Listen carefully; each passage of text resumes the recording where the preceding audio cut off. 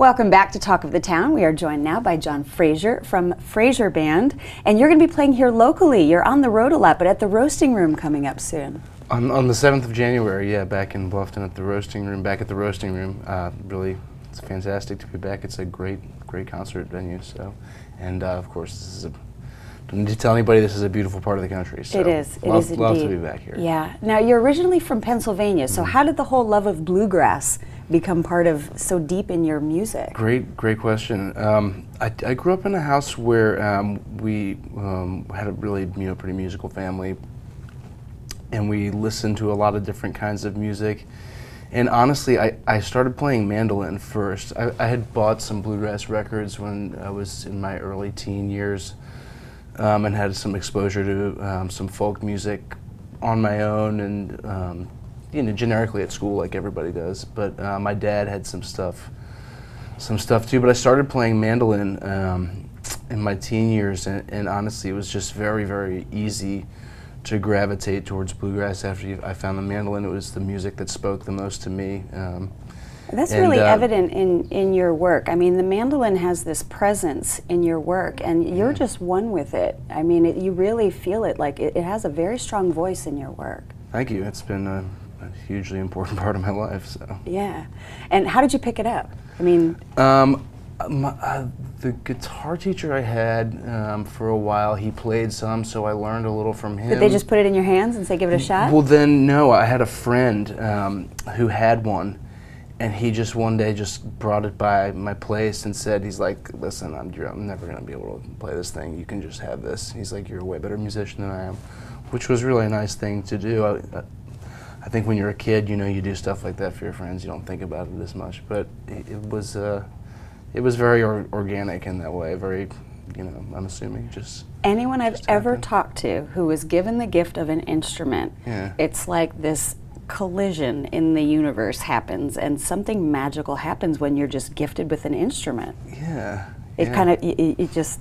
When you take to it, it's just magical. It did. It was like that. Looking back on it, at the time, I wasn't thinking. I wasn't contrived or anything. It's kid, you're like, cool, mandolin. But it's really, it's very. The presence of it is very powerful in your work. Have you always had kind of a rock influence with the bluegrass? Yeah, the first band I had, the first group I had was just a couple guitars. I was really young with a friend, and then we did some performing at church, and in school, just normal kid stuff, and then I had a rock band that was more serious. We had 2 electric guitars and drums, and then we looked for a bass player forever and couldn't find one, and finally I gave up, and I was like, I'll just do it, because we already got along so well, and so we had some success with that. And then after, I didn't have a group for maybe a year or so, and that was when I got kind of serious about mandolin. And one of the things that was great about picking up mandolin was there's just always so much demand for players, and I could sing and sing harmony and things like that. So yeah, it worked out well. You're going to be on the road a lot. Tell us about what's coming up.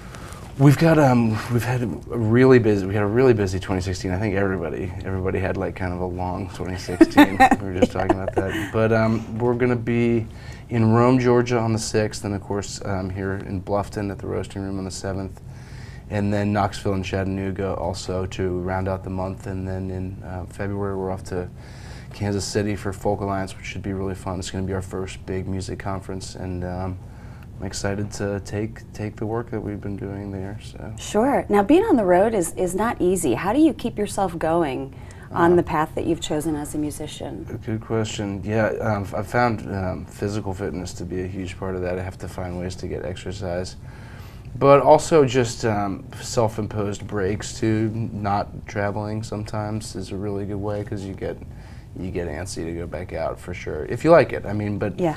I like to travel. I like to take road trips. I like to be with people who like the same kind of music that I do, and I love to share my journey. So it was a pretty natural career choice for me. It's evident in your work, that's for sure. And thank you. Do you write all your own stuff?